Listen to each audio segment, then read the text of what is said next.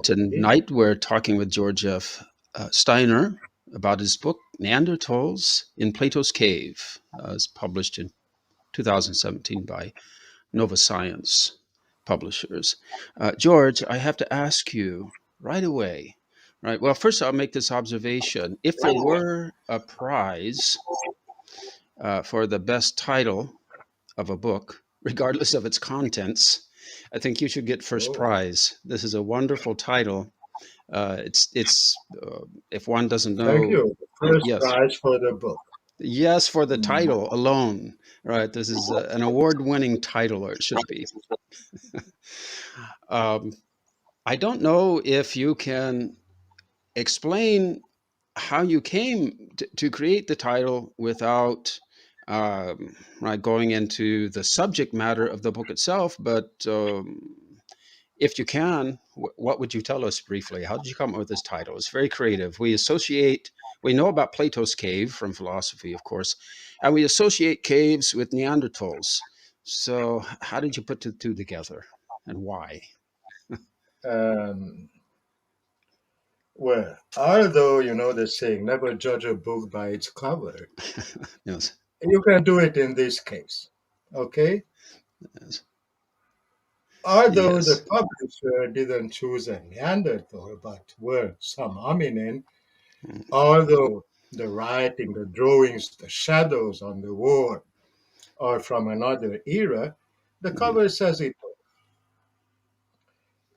And why is it a relativistic approach to culture evolution? Because the subject of the book is culture evolution, namely the evolution of Neanderthal culture. Okay, that's clear so far. So we all know the allegory of the cave. What is it? It is reality as projected on the caves of the wall that is taken.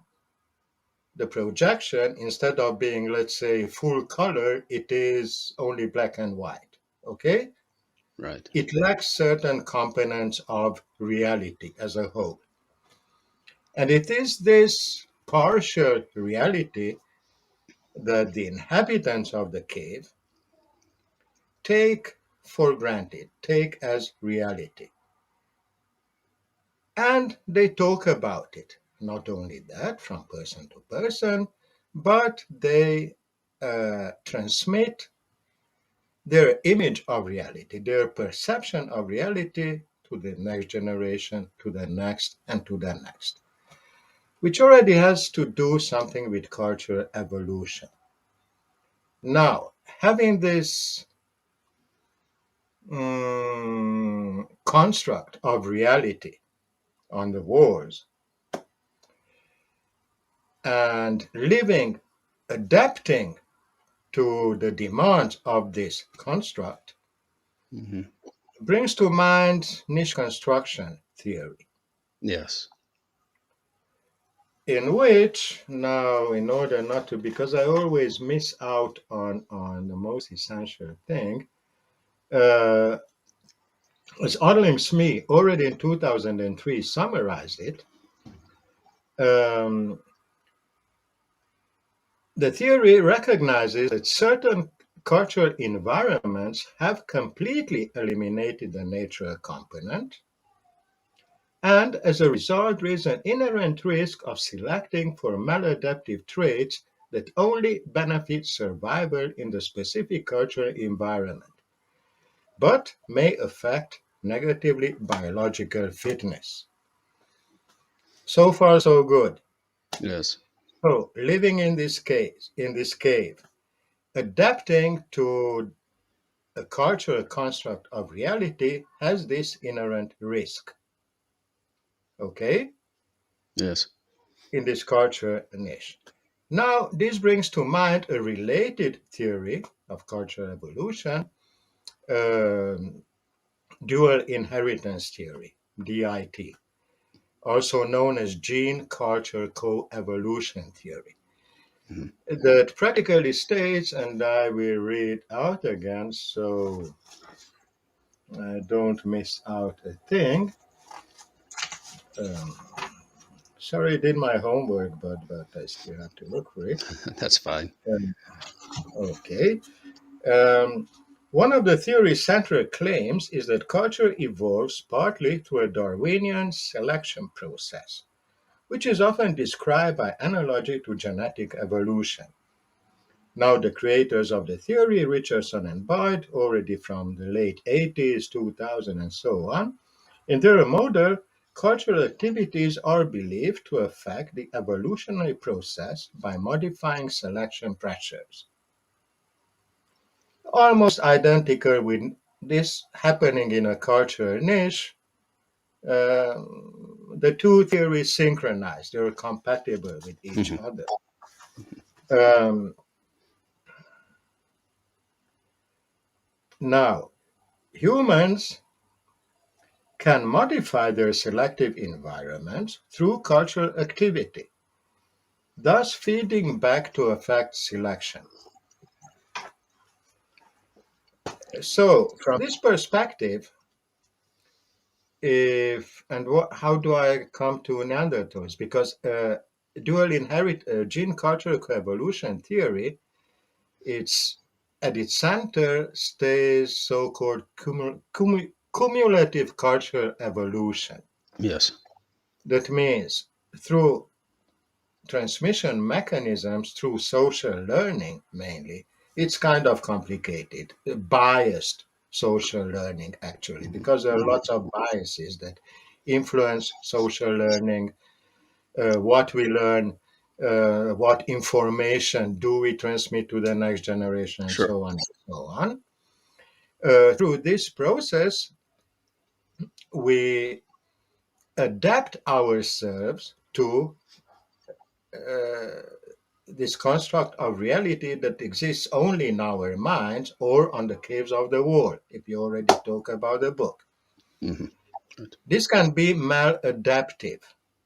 Yes. In which sense? And here we come to, okay, so cumulative cultural evolution through the ages, slowly by slowly, although it builds on former experience, on former information, which is incorporated in new information, but the basic blocks are slowly forgotten. Hmm. Let's say, although we drive cars, we don't have to reinvent the wheel. Hmm. The wheel is incorporated. We know what a car is. Uh, and it would be very difficult to reinvent the wheel. Indeed. Say that a catastrophe at the end of the world, whatever comes, there are no more cars, there is no more knowledge, or we have to reinvent the wheel first, and then we can go on again step by Hmm. slow step, and eventually reinvent the car. Hmm. Okay, so it is a cumulative construct. Yes. Um, Now, uh, the authors of the theory, Richardson and Boyd, argue that cumulative cultural evolution can be traced back to the Upper Paleolithic transition. Uh, and they attribute the capacity for this type of culture to modern humans Hmm. who are not Neanderthals. Yeah. But interestingly, I read a very interesting article authored by Jürgen Richter, German professor at the University of Köln, an authority in his field, who observes already 60,000 years ago in Europe so called social memory units, SMUs, he calls them, elaborated by Neanderthals. Hmm. And the way he describes the social memory units, how the social memory is transmitted from one generation to the other, is very, very reminiscent of the definition of cumulative culture. Mm. And evidently, the antiquity of this type of this human specific type of culture, because chimpanzees have cultures too, Yes. Homo erectus had culture too. Many non-hominin animals have culture Yes. that is learned through coping, not necessarily through other forms of social learning, but direct learning from mother to infant. But cumulative, I have a problem with this word. Uh, Yes. Cumulative culture is human specific. So argue the authors of gene culture coevolution. But it seems that Neanderthals have also had it. And this reminds me of you are familiar with the work of Robert Bannerick, I know. Yes. Yes. Now, in a 2017 article, and even before that, I wouldn't say he speculates because he makes a very good case. He comes up with very convincing arguments that Chauvet Cave, the art of Chauvet Cave, the authorship, he attributes the authorship to Neanderthals. And he brings on arguments from A to B. When was the cave closed? Whoever had access to it, and so on and so on. Yes. So at the end of the article, I mean, he didn't convince many. And it is still generally regarded as the creation of modern humans 37,000 years ago, who Right. suddenly discovered the skill and make those artworks on the walls of Chauvet. Although there are some Neanderthal children's footprints, we talked about this in our previous Yes. conversation. Apparently, children had a role as well. Anyway, he concludes that it was Neanderthals who made the paintings. Okay? And he goes on arguing in other articles that actually what we call modern humans, up to a certain point in prehistory, namely the Gravethian, approximately 30,000 years ago, Yes. we don't find any traces of the anatomically modern humans. But we can generalize and call all the fossil evidence as belonging to Neanderthaloid population. Yes. Still robust, okay, in comparison to what we call modern humans. And the first humans like us, that means the AMH, the anatomically modern human, Yes. appears only approximately 30,000 years ago in the fossil data.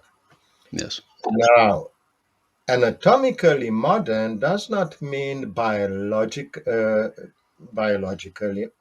is biologically modern, but not behaviorally modern, okay, and not cognitively modern. There are these ABC of modernity: anatomy, Right. Right. behavior, cognition. Uh, in 2018, there was a conference. I was fortunate to participate, honored to participate. A very good conference called Neanderthal Art. And the Yes. question was whether Neanderthals did or did not produce art. Because summing up all the discoveries of the last decade, we slowly came to the conclusion that Neanderthals were not so different from us. Okay, this is, don't have to talk about it. There's a lot of literature on it. Now Yes. Yes. everybody accepts it that they were, were very different from the image that was sold 20 years ago or 10 years ago, even. And in Or 2018, the discoveries in the Spanish caves in Matavieso and so on and so yes. on, dated with the uranium thorium method, although not unanimously accepted. points to the possibility that Neanderthals did indeed produce art-like, engaged in art-like mark making. Okay, Yes. not to call it art or anything like that. Sure. Sure. So now to come back to Bannerick, this process from anatomically robust hominids who were cognitively already modern, but Mhm. anatomically not yet, Mhm. and apparently behaviorally too,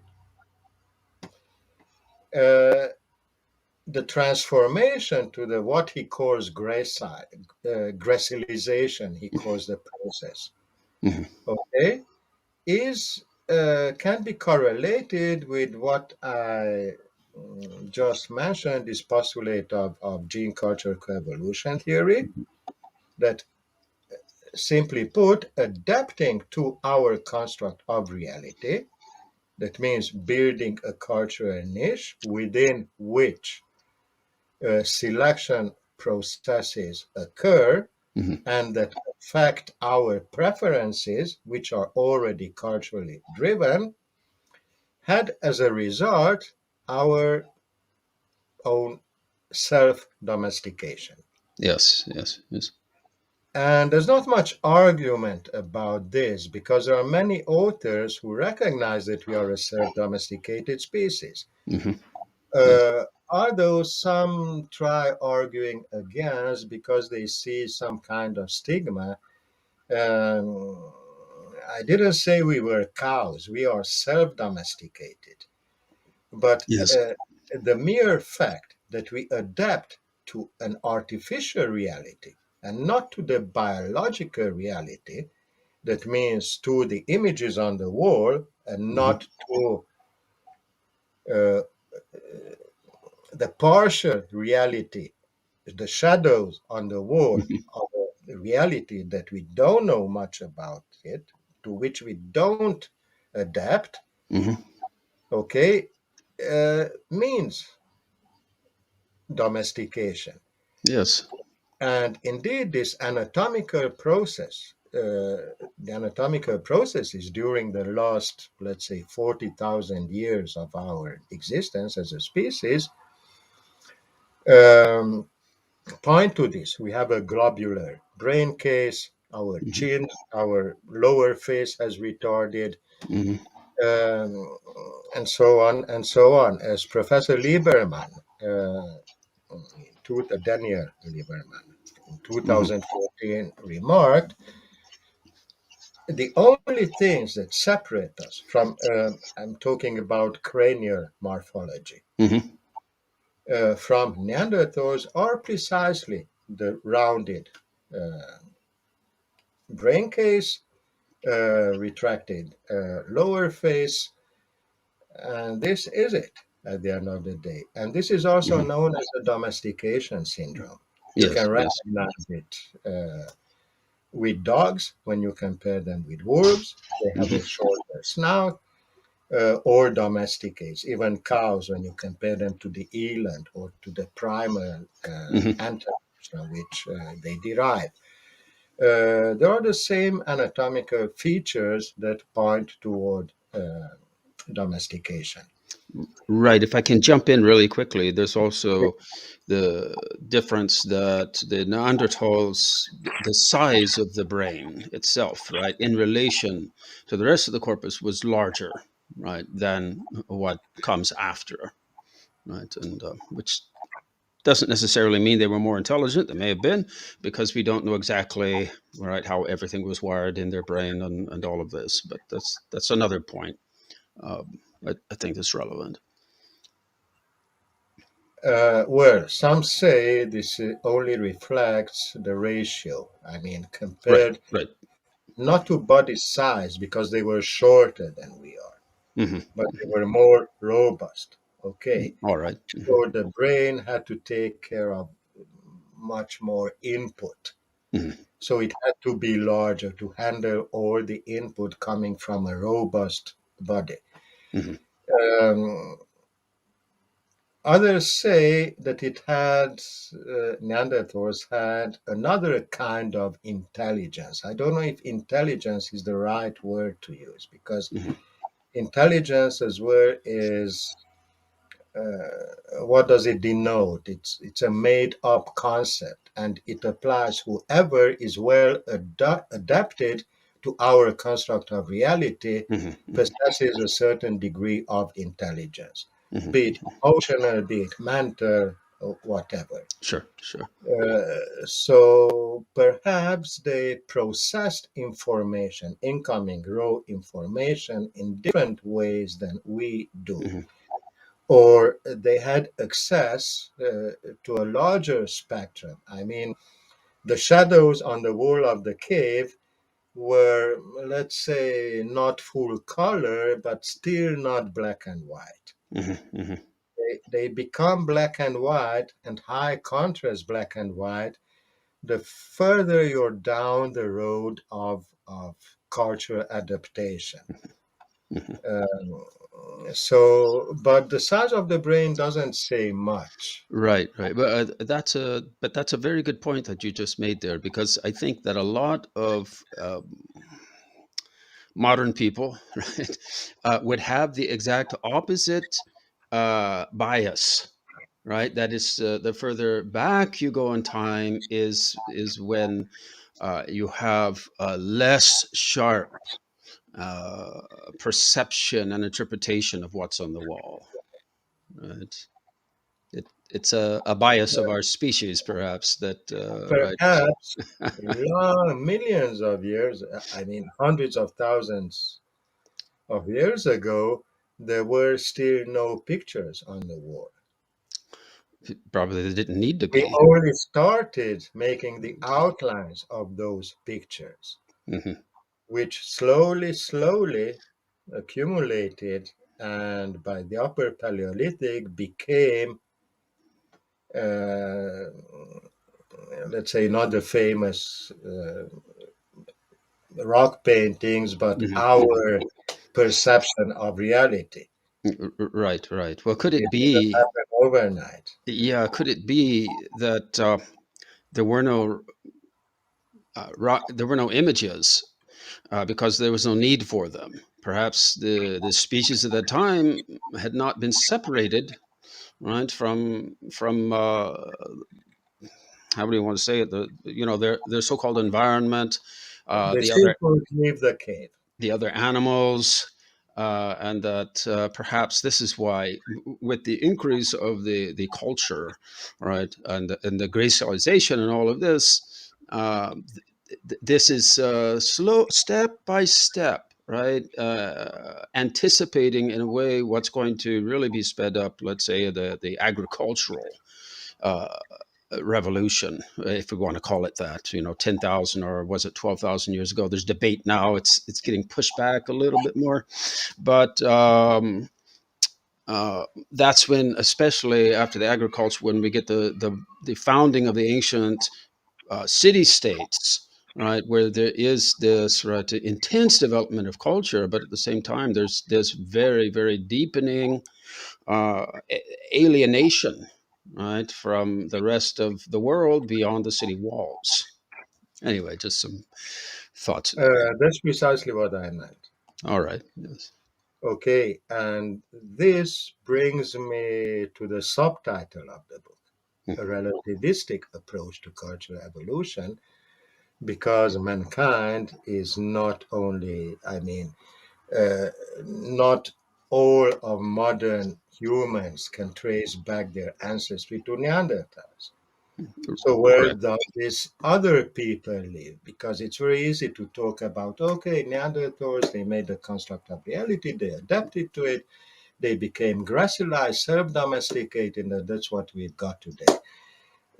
This is a process that occurred worldwide. In the fossil records, even in Africa and in other parts of the world, there are robust ancestors, and there is a slow process of gracilization. Mhm. That means we're actually all modern humans, contemporary, I would call it. I would. say, not to confuse with anatomically modern humans, Mhm. or modern and contemporary humans, because many cultures disappeared, they have simply vanished, Right. were uprooted or by themselves, live in this allegoric cave. Mhm. But as you say, the agricultural revolution, another revolution, I don't like thinking in these terms of dissertation, is from revolution to revolution and everything changes. Right. But the agriculture, the Neolithic transition, I would call it, was, well, let's say, the final nail in the coffin. Mhm. Since then, the process is irreversible. Mhm. I mean, Yes. we are so dependent on our culture environment that we can't exist outside of it. Right. Which takes me to nature people or so-called nature people. That's kind of pejorative. Yes. Mhm. Um, let's say uh, hunter, hunting and gathering, pre-agriculture, Mhm. pre-literate societies, whatever you would like to call Sure. them. There is an apparent disregard with some of them, not all of them. Most of them follow a cumulative pathway in their culture evolution. Mhm. But I wrote an article on this. It's called Exceptions to the Rule, Ethnographic Alternatives to Cumulative Culture Evolution. Mhm. Mhm. And I examined the case of so-called immediate return hunters and gatherers, of which only 6 groups were full, possibly there were more. Mhm. Okay, that's only past, unfortunately, it's only past tense. Mhm. Probably there were more than 6 groups, but only 6 groups were thoroughly documented and Mhm. described by anthropologists in the 50s, 60s, 70s, when it still was not too late. Right. And they seem to have a disregard to the principles, that to the basic laws of cumulative culture evolution. Mhm. And it seems that they are quite the opposite. They practice a subtractive culture evolution. Mhm. And this brings to mind Ian Hodder, a British archaeologist who is well known for his theory on entanglement. Mhm. The further, the more a culture, the more developed a culture, uh, the more entangled its inhabitants or its practitioners are. Entangled in all kind of social and other norms, Mhm. cultural demands. And this entanglement reduces their not only their cognitive levels, Mhm.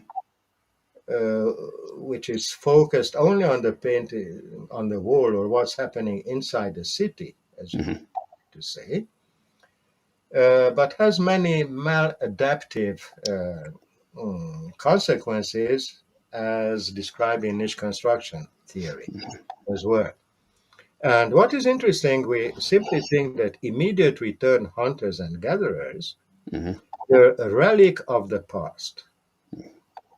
The noble savage. Once we were all hunters and gatherers. We were socially egalitarian. That's a myth. Yes. Yes. Mhm.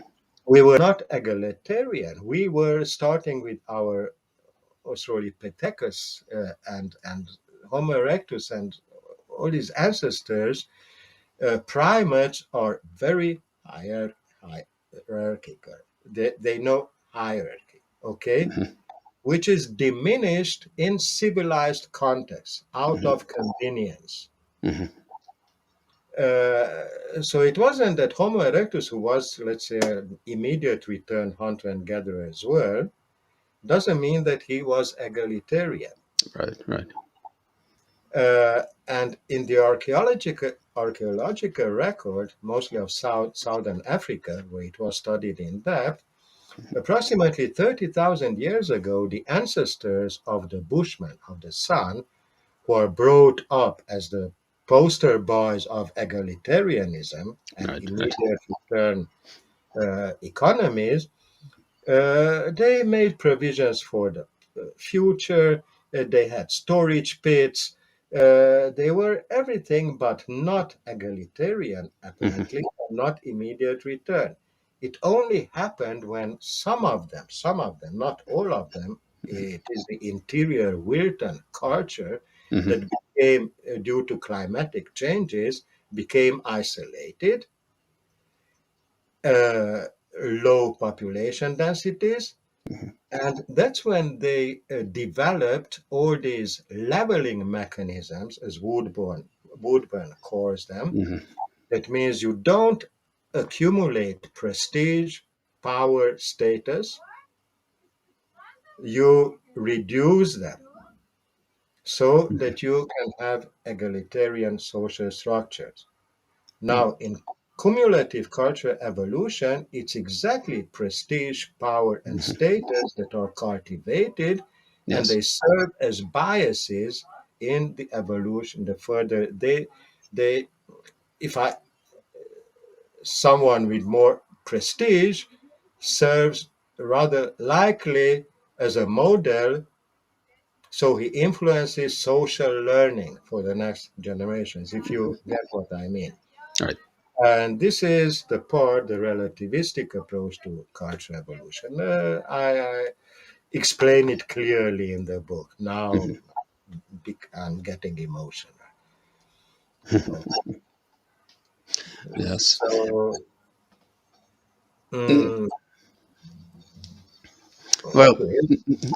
no, that's fine. You've explicated that quite well. I know that in the book, you have both in which is divided into two main parts, right? So in both part one and part two, you have sections on the role, the function of exograms, right, in the origins of cognitive modernity. Right. So since you're writing on exograms in both parts of the book, all right. So tell the audience a little bit about exograms and how the how they contributed to the origins of cognitive modernity. Well, we have elaborated on this in our previous Hmm. conversation. Uh, but hexagrams, okay, as Bannerick calls them, he didn't come up with the term. It's Donald in 1991 in his Origins of the Modern Mind. It is external memory storage, external storage of information, because memory is information. Hmm. Um, and it is meant to transmit information not only from brain to brain, which can be done verbally, Hmm. provided there is language Yes. or other means of communication, not necessarily language. It can be music, rhythm, Hmm. mimetic skills, and so on and so on, Hmm. ritual behavior that can entrench certain beliefs or certain understandings of reality or Hmm. behaviors for a certain social group. Hmm. But hexagrams are intended to transmit information that is considered to be important enough Hmm. to the next generation. Yes. And why do I say it must be important enough? Because the first, we call them rock art. I don't like the term because it Hmm. includes the word art. All right. I don't want to use the word paleo art as Bannerick does, because paleo art, everybody thinks that he's drawing dinos. Hmm. Okay, so there are pre-literate art-like productions. Yes. Hmm. Okay, to make a compromise on Yes. terminology. All right. That's very good. But first such art-like productions were made in hard stone, Hmm. incised in granite or hard dolomites, Hmm. which is quite a strenuous work. Hmm. So there must be some deeply rooted motivation to undertake this labor, to invest this labor for what? It's not only for aesthetic pleasure, Hmm. especially when it was. done even at times when our ancestors already knew the use of ochre, so Hmm. they could have drawn their messages. Hmm. Which reminds me, a couple of days ago, there was an article about these Acheulean spheres. I don't know if you know Yes, the. I've read about them. Yes. Okay, you've Yes. read about them. It's very interesting, and the authors make the association with the Acheulean hand axes. Hmm. Both are attributed to Homo erectus, and both point to the fact that they had an understanding of certain geometrical forms, symmetry, Hmm. uh, and it was very important to them. Well, I couldn't help thinking that these spheres they fit like lady shoes in the first exogrammatic representation, which are cupels. That's right. Yes. Yes. Okay, it crossed my mind. I read the article, no mention of it, but coming from the same period, and surprisingly, these cupels and the first geometric patterns are hundreds of thousands of years old. Yes. So, well, this only mentioned because it only crossed my mind. So, Fascinating. mhm, That's uh, fascinating. I hope someone else will come. We have the same idea eventually. Hmm. So, anyway, coming back to exograms, the information provided by these art-like productions is already a step in creating the painting on the wall in the cave, if we Hmm. talk about the book. Right. So it is a first step in the process of our becoming cultural beings, Hmm. with our behavior being influenced by constructs that are chosen, that are adapted, to which we adapt our behavior, which Hmm. are reminders, and that's why there are memory traces.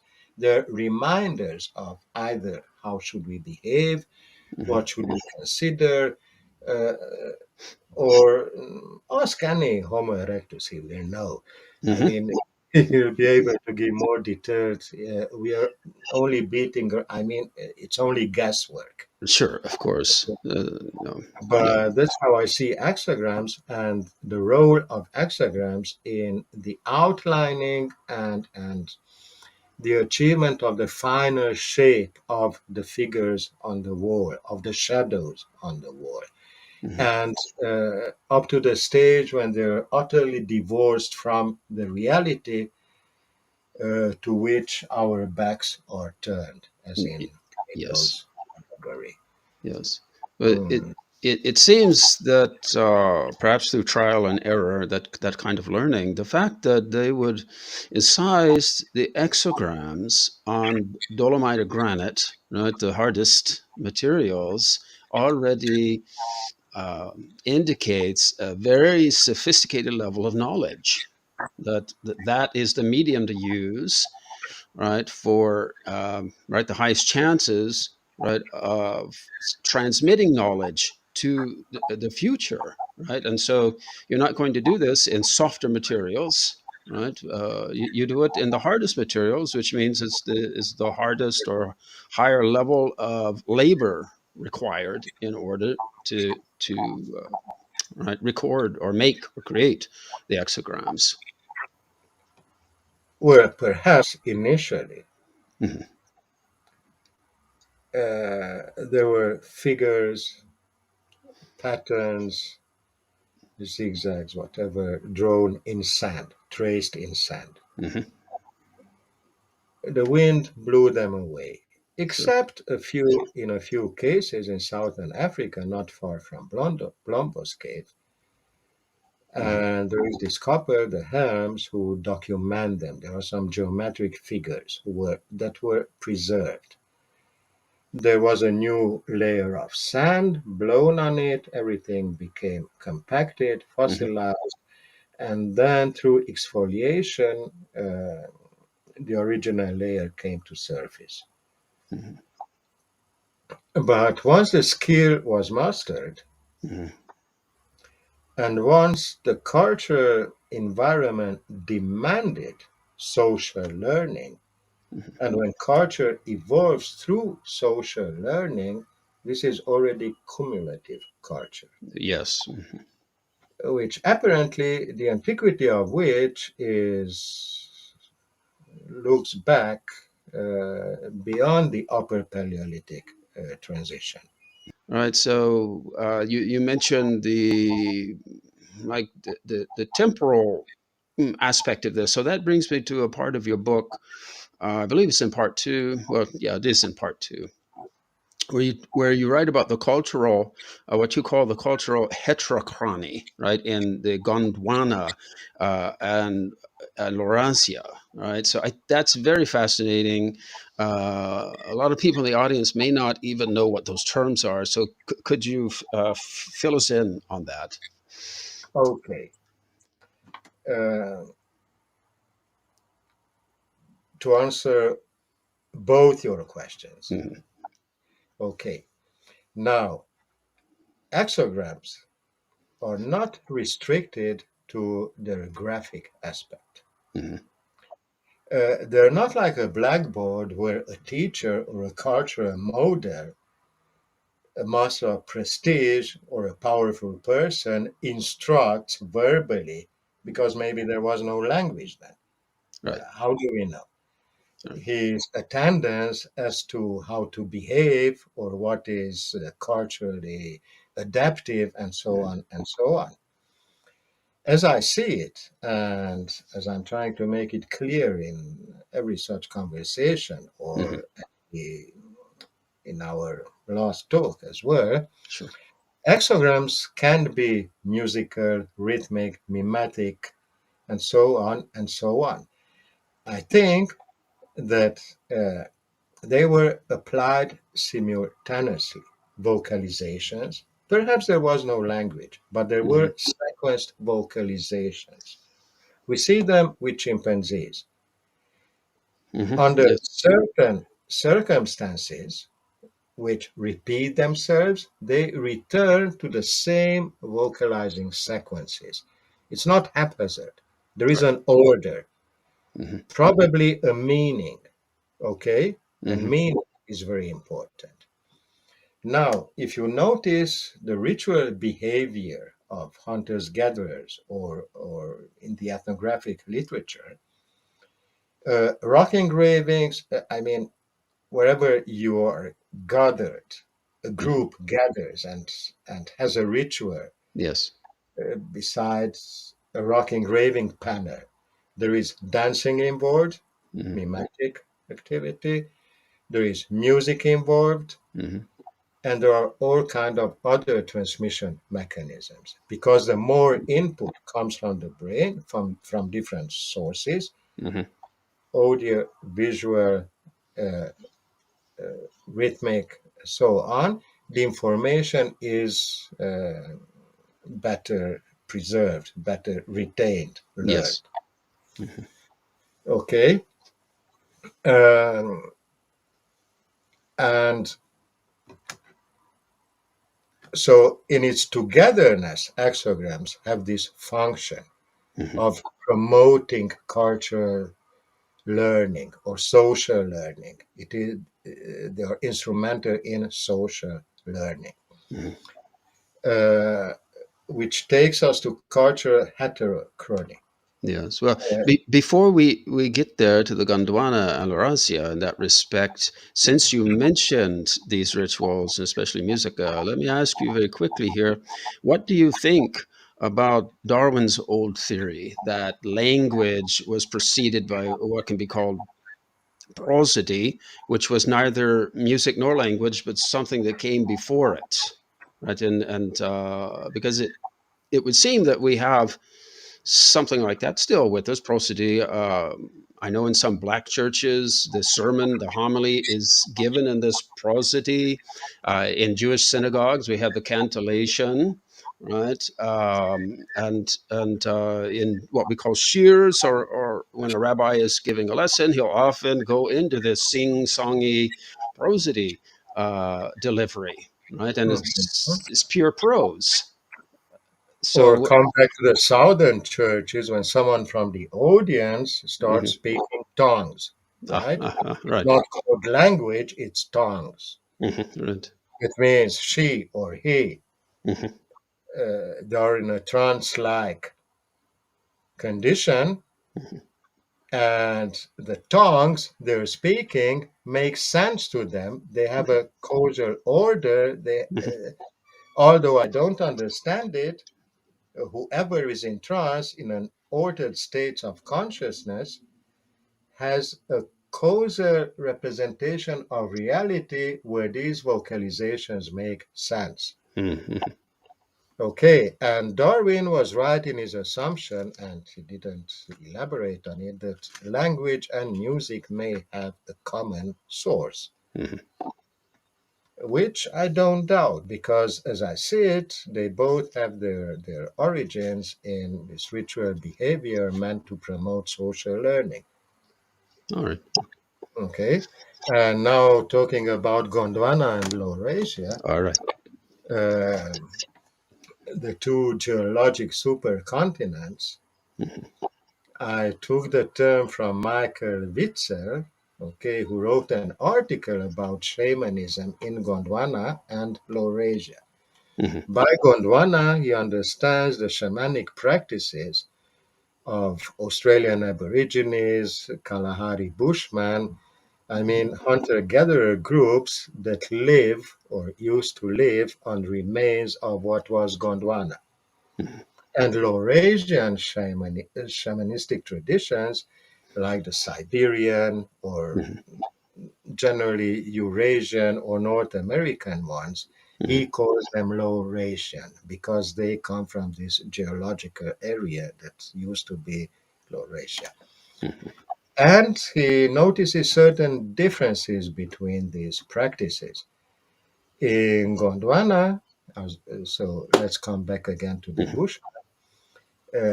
You don't need a preacher to enter trance.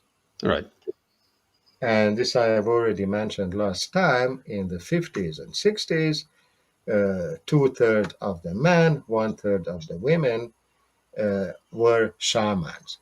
That Mhm. means they, in the case of Kalahari Bushman Mhm. communities, San communities, that means that they could enter trance, an alternate reality, whenever they wanted to. That means at will. Mhm. Now, the dances and the practices they organize, where they draw images, they reiterate the hunt in which the hunter in a trance-like condition became the animal that he's representing Mhm. and is trying to transmit the alternate reality that he has experienced, okay, to the rest of the audience, Mhm. or the music that is trance-inducing makes sense in such a context when the majority can enter trance Mhm. uh, in the context of egalitarianism. That means it's not only the belly that has to be full, but Mhm. the brain too. So it's not only food that is shared, but knowledge too. Knowledge. Mhm. Okay. In Yes. stark contrast to this, Laurasian, or let's say Siberian, North American Mhm. shamanistic traditions, they center on a ritual specialist. Mhm. Okay, it's a Medicine man, shaman, medicine woman. Yeah. a man, a woman, whatever, who is the dominant figure in any ritual communion. He orchestrates what's happening, and everything's happening according to his, her, how she sees it fit. Mhm. Mhm. Okay, so this is the big difference between the two shamanistic traditions. Mhm. And why is this important and how is it related to what I call cultural heterochrony? And this takes back to the beginning of our discussion when I talked about this process of gracilization. Mhm. Globular heads, retracted jaws, Mhm. childlike behavior. Mhm. We see puppies. I mean, dogs. They they behave like puppies for a much longer period than wolves, puppies. Right. And this is something called Neotenic, Mm-hmm. of which I talked already, which is exactly like this process of gracilization that Bannerick describes. He himself calls it Neotenic as well.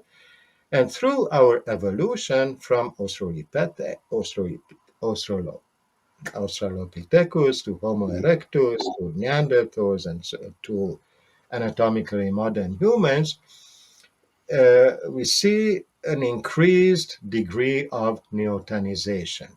Mm-hmm. We are each novel species is more neotenous than the one preceding it. Mm-hmm.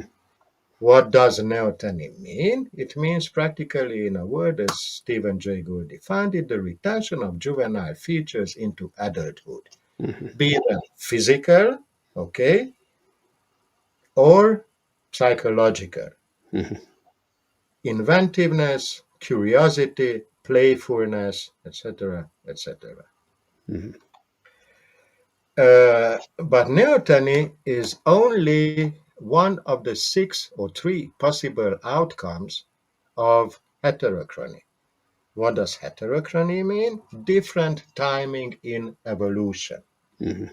There are 6 types of heterochronic shifts, which is practically a change in the timing and rate of embryonic, genetic, phenotypic development. Okay, this is heterochrony, a shift in the timing. Okay, there is predisplacement. That means it's also called paramorphosis, which results in gerontomorphic phenotypes. That means phenotypes that look older than their Mm-hmm. predecessors. Okay. Or there is pedomorphosis, childlikeness, Mm-hmm. which is neoteny. Okay. Neomorphic phenotypes. Um, Now, it is all the timing of development. Uh, when a culture, now we stay with biology, this is a biological concept. Mm-hmm. When the development of a certain species starts early at an accelerated rate, Mm-hmm. Yes. it results in a gerontomorphic, paramorphic, old looking phenotype. Mm-hmm. When the rate of evolution is decelerated, it results in a pedomorphic, childlike phenotype. Mm-hmm. I mean, like the embryo of the chimpanzee looks more like we do because we took this embryonic stage or the small chimpanzee, the juvenile stage, into adulthood, and it Mm-hmm. became finalized. But we can just as well, when the rate of evolution is accelerated under certain environmental uh, influences, it Mm-hmm. can result in gerontomorphic phenotypes. If you take a look at the spectrum of human physical appearance, Yes. you take the Kalahari sun, uh, the pygmies of Central Africa, the Mm-hmm. negritos of Southeast Asia, they're all pedomorphic. Mm-hmm. Not only the small stature, the globular head, the childlike attitudes, the joy they have in life, and many other characteristics. Compare them to Australian Aboriginals or Mm-hmm. Western Eurasians who are more rugged phenotypes, more archaic, Mm-hmm. more Neanderthaloid, let's call them like that. So you Mm-hmm. understand, Right. gerontomorphic, it's not that they are different. They have the same genetic Sure. things. We are all human, but our rate of evolution is either accelerated or decelerated under certain environmental influences. Okay? Mm-hmm. And the same happens in cultures. There Mm-hmm. are cultures with a much longer period of development that started before time, earlier, Mm-hmm. like cumulative culture evolution started approximately 60,000 years ago at an accelerated rate. And in what did it result? In culture hypertrophies. I mean, it's like, remember the organisms I talked about that are super adapted to their specific environment. Yes. Our culture as well, we are super adapted to our culture environment. We can't function when taken out of it, when uprooted. Right. When the culture environment fluctuates, changes, it's very dangerous. We can Yes. see that out. And there are other cultures that started much later, like, let's say, the immediate return economies and egalitarian social organization on the Right. Kalahari Sun, Right. that started only approximately 10,000 years ago. Right. Yes.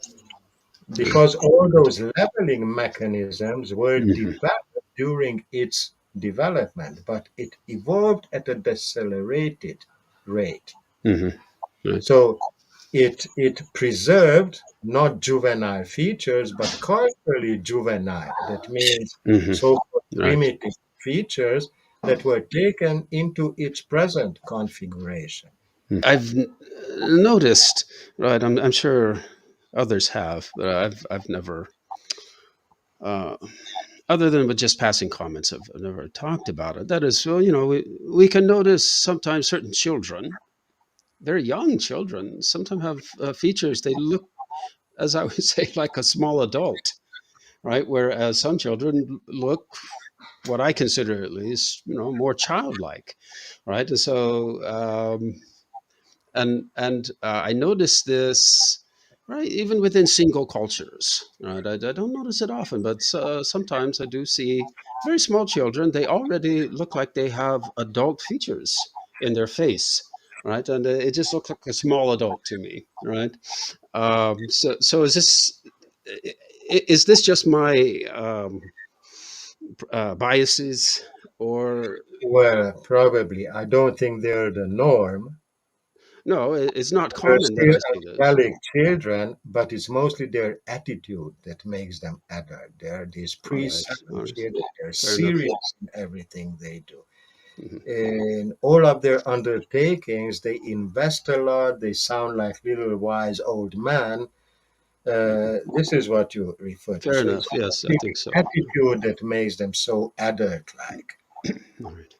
But the majority of children are children, and they're Mhm. playful, they're curious, they invent things, and in their minds, casual causality doesn't play such an important function.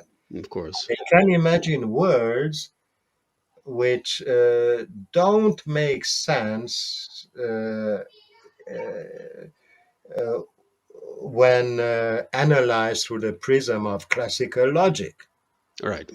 But for them, they're pretty logical and consequent, and these little words they create. hmm And this reminds me in the 19th and early 20th century, which I already mentioned last time, anthropologists describe these physically already neotenous hmm hunters gatherers, the Kalahari Bushmen, as hmm childlike. Right. Right. Right. So it's not only their physical appearance, but their psychology as well. All right. They Yes. burst suddenly in displays of joy. They dance, they laugh, they behave like children. But it's not only this; they can accommodate, and especially because two-thirds of the women, one-third of the men, as I mentioned before, can enter trance. What is trance? It's not such a big mystery. It's hmm simply inhabiting a parallel, an alternate world hmm following its own causality and being there, being able to enter that world hmm in which you dwell for a while. hmm Talent for the most of us is lost, and hmm we rely on the ritual specialists, be it the shaman, be it the priest, be it the rabbi, be it whoever. Right. Right. So they're able to. I use the word toggle, right? To toggle back and forth at will. Whereas for many of us, if we want to get into that type of state, we have to go camping, be away from the city for a number of days or even weeks. Some people, it might take months, right, Right, before right. they achieve that, right? That's it, precisely. Yes. Well, I call it zoom in, zoom out. I mean, zoom in to our causal construct of Hmm. reality, or as the shaman does, or not necessarily the shaman, but someone who still possesses this cognitive flexibility. You Hmm. see the chapter cognitive flexibility to zoom out, where one makes other associations between concepts or memory traces, Hmm. to come back to exograms, which build a consistent, causally acceptable world, but which we don't experience. Hmm. Right. But Right. perhaps our backs are turned to it. Sure. Sure.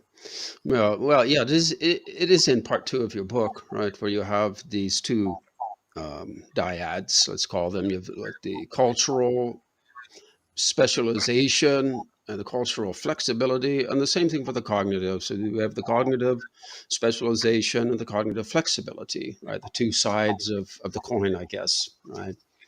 So, um, that, and because it's the cognitive and the cultural, it applies to both of those, right? Because among other things, right, we're talking about biological origins of culture, for instance, right? So, uh, I can uh, explain it very yes, if please do. okay, imagine evolution, biological evolution, taking place within a set of coordinates. Hmm. Now I have to do it mirror image, right? Hmm. Okay, there is an OY and an OX Hmm. axis. All right. Okay, imaginary coordinates. Okay, Sure. evolution doesn't follow mathematical models. Right. Right. But let's say vertical evolution, let's call it like that. Hmm. Vertical evolution is mostly attribute punctuated equilibria, Yes. the theory. Okay?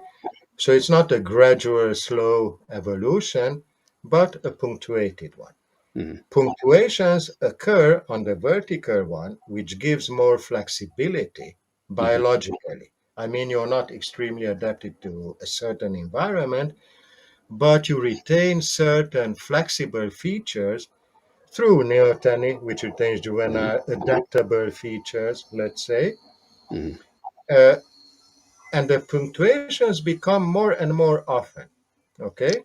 Right. The sudden jump ahead of time, as you phrase it in the book. Exactly. Mm-hmm. Exactly. On the other hand, on the horizontal axis, you adapt, you specialize to a certain environment. And the result is a kind of rigidity. Punctuations are less often, they occur at longer intervals, Hmm. okay, and are of smaller amplitude. Yes. And in the end, it is a slow, unpunctuated transition which leads to absolute specialization and dependence on your environment. Okay? So, Yeah. coming back to the vertical, what happens if you reach the vertical? A Hmm. theoretical question because it doesn't happen. Right.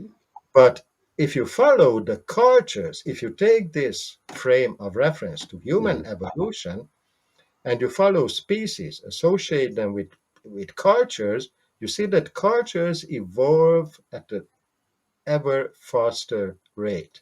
Hmm. Acheulean lasts much longer than the Mousterian, and the Yes. Orinocean much longer than the ones coming after it. And at a certain point, there are no more punctuations. There is culture to stay graphic evolves Hmm. like this. Yes. Okay, so this is the upper Paleolithic when everything changes. Hmm. Right. It's cultural evolution taking over. Hmm. And it's not that we keep on evolving on the vertical, okay? Right. Right. We specialize to culture. Right. And It. at a certain stage, certain cultures start becoming more flexible. Hmm. and they become the vertical ones. So cultural evolution has the same risks as biological evolution does. Right, And right, a very high level of specialization on the horizontal is very dangerous for the species. right. This seems to be that I'm associating the vertical with youth and the horizontal with adulthood, right? And there has to Exactly. be some kind of Geomorphic, balance, padomorphic.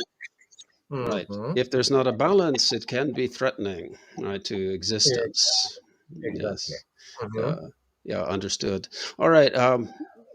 I know you do work now. A sort of transition away from the book with a different question, though I think it is, of course, related, and that is your work on what we can call pre-literate, or I actually just prefer non-literate, but non-literate peoples.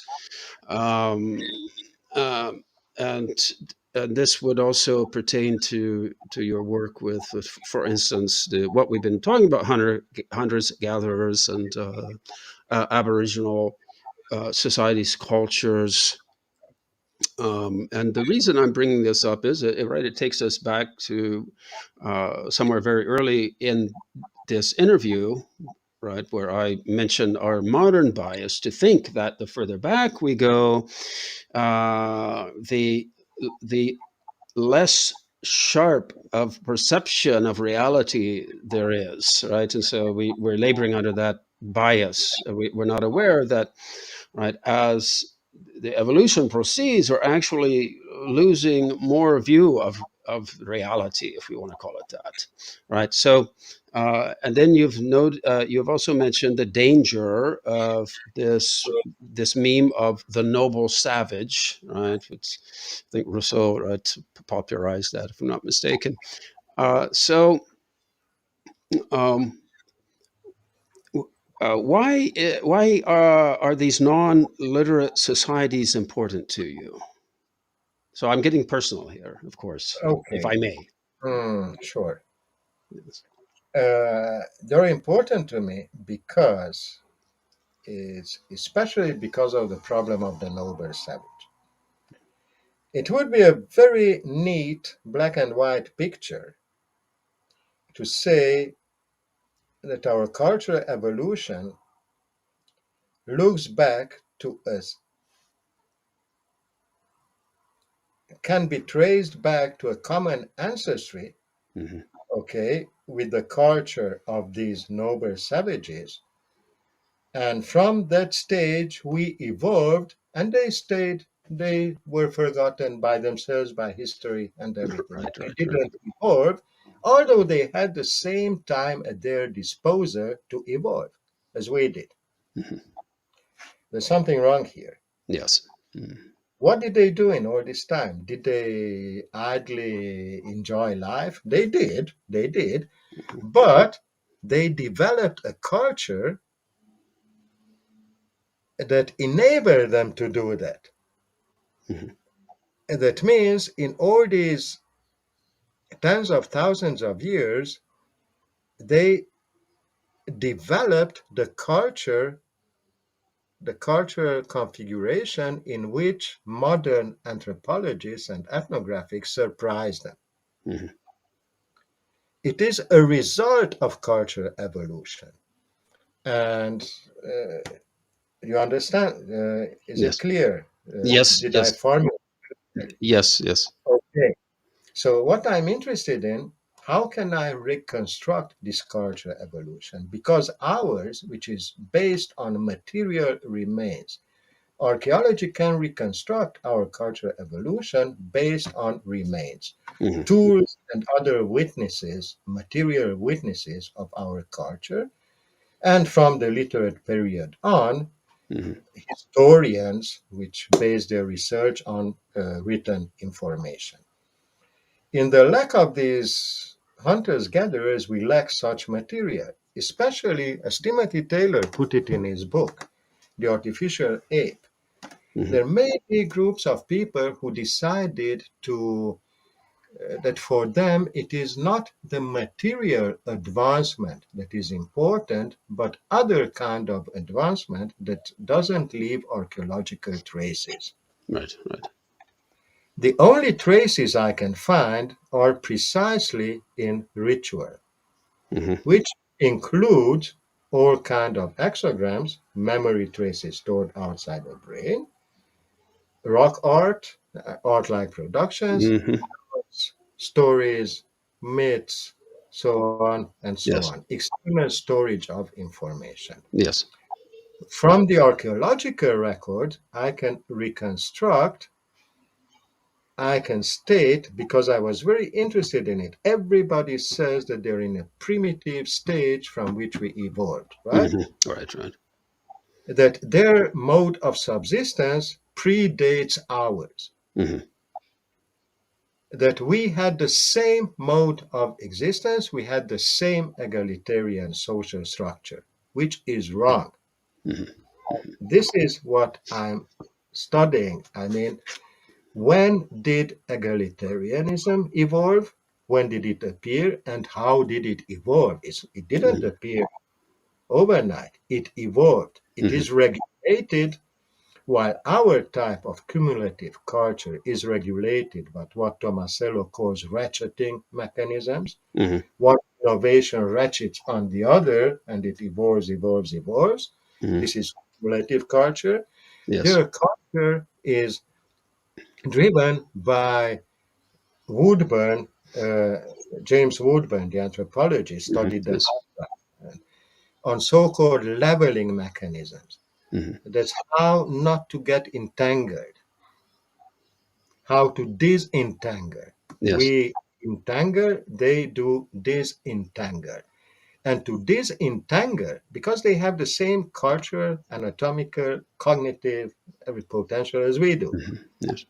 but they use it to disentangle from the perils of culture, from the risks of cultural evolution. Yes. Why we entangle in our cultural evolution. Hmm.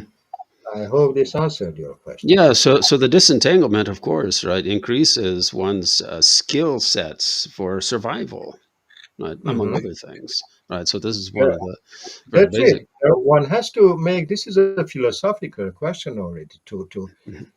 discriminate between what is sufficient and what is efficient. Yes.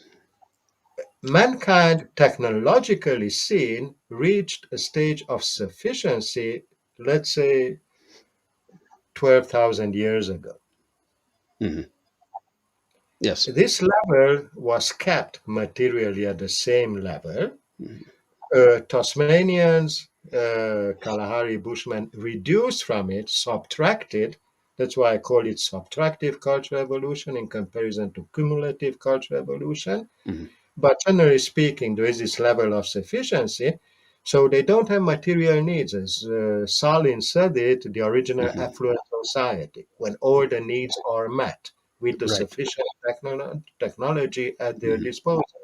Right. While we stressed on ratcheting, on becoming efficient and more and more and more efficient, the efficiency will kill us. Yes, and specialized. Right. Right. Because Or in the risk of specialization. in industrialized cultures, for instance, I think the great majority of people in such cultures, if we had a civilization or a societal collapse, right, then most people are going to be dead rather soon because they don't have the skill sets. They don't know how to hunt. They don't know how to slaughter and prepare the animals to eat, There's and right, so this has dependence. become a very specialized skill set, right, within. There's dependence as well. Yeah. Yes, yes, dependence, Mhm. Yes. right. And well, I'm more than with the aboriginals, so I have read somewhat on them. I've more extensively read about Native American, North American tribes, and what is rather amazing, of course, from our perspective, the incredible memory, right, which is based in ritual. For instance, right, we may know of the Enuma, well, the ancient Babylonian story of creation, which was recited over a period of 7 days. right? Mhm. And those eventually, right, those stories, those ritual stories, were inscribed on the clay tablets, which were discovered back in the 1800s, as we all know. But in among some of the Native American tribes, as you know, there are similar creation stories, which are delivered as ritual stories over the course of several nights. I mean, they're very extensive, and there's no way that someone like myself could ever memorize them. It doesn't matter. I mean, it's You know, Aboriginal traditions too, dreaming stories. yes, They describe the advance of an economic ancestor or toad animal or something that in a matter of a few days creates or his activities or becomes the physical reality that yes, the modern Aboriginal person encounters. hmm It is right now I'm working on an article. It's called Information Management and Cultural Evolution in Aboriginal Australia. all right, I don't know much about North American Indians. I hmm mean, not more than the average person, all right, just what the average person does. Um, but the Aboriginal case, the Australian Aboriginal case, is very interesting because they're neither horizontal or vertical, to put it hmm like that. hmm They're medial, not median, because it's not. It's closer to horizontal cultural evolution. all That right, means they're highly specialized to their yes, concept of reality. hmm The importance of ritual in information management is extremely high. They hmm depend on that. And this is the way information is transferred from one generation to the other. hmm And why do I say medial? Because it's not rigid, it's not flexible. hmm With such a bias being so being so centered on ritual, it can't be flexible because ritual by nature is conservative.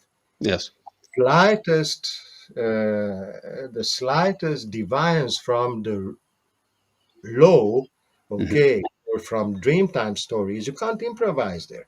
It is hmm punishable by law. It has to be like that. hmm But it lacks this flexibility.